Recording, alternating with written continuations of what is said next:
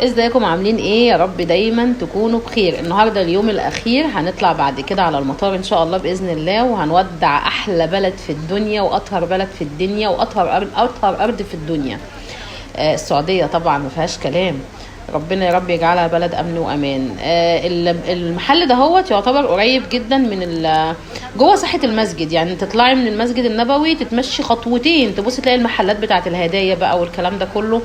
عايزه تخلي بيتك كأن اللي يخش كده يفتكر ان انت في السعوديه ما شاء الله، وانت في مصر تخشي المحل تجيبي منه شويه حاجات ما شاء الله، فناجين على تحف على حاجات كلها مهوله، من اول 20 ريال لحد 250 ريال، بس حاجات جميله جدا طبعا واذواق حلوه جدا. خلصت بقى وطلعت من هناك على المطار المدينه. طبعا بنودع البلد الجميله، وانا كنت زعلانه جدا ان انا ماشيه طبعا، بس هنعمل ايه، الحمد لله على اي حال. احمد ربنا واشكر فضله انه اكرمني بالعمره، طبعا احلى حاجه في الدنيا، وربنا يا رب ينولها لكم وينولها لكل اللي محتاجها يا رب. واشوفكم على خير، وكل سنه وانتم طيبين، وربنا يبلغكم رمضان ان شاء الله. كل سنه وانتم طيبين.